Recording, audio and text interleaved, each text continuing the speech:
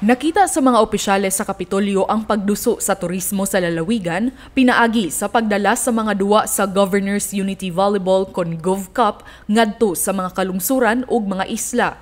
Ang maong sangka sa kababayen-an sa duwang volleyball.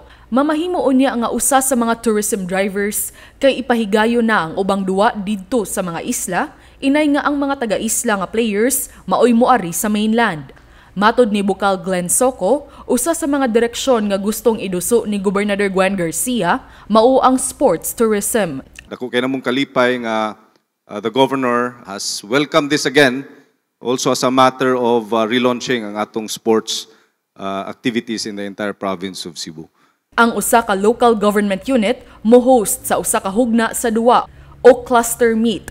Sa maong paagi, ang mga kauban sa mga magduduwa sama sa ilang pamilya ug mga supporters mamahimong turista sa maong LGU ug makakwarta sab ang mga establishmento didto. Aron ma-promote ang turismo sa isla, ang ikalima ug ikaunom nga cluster meet dalon didto sa isla sa Bantayan ug Camotes aron kadtong mga taga-mainland makabisita sab sa mga isla. Gitahasan ni Garcia ang Provincial Tourism Office sa pagmugna og mga tour packages alang sa mga pamilya sa players, supporters ug fans nga gustong mobiyahe aron makatan-aw sa mga duwa. Samtang ang dakbayan sa Sugbo ug Lapu-Lapu, iapil sab sa Island Cluster aron makabisita sila sa mga isla.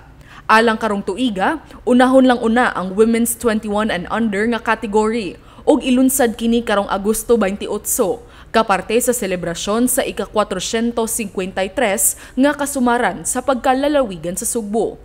Sa labing unang higayon usab, apil sa maong duwa ang mga dakbayan sa Sugbo ug dakbayan sa Lapu-Lapu, bisan dili kini sakop sa probinsya sa Sugbo. Hinungdan nga gitawag ang maong sangka nga One Cebu Island Unity Cup.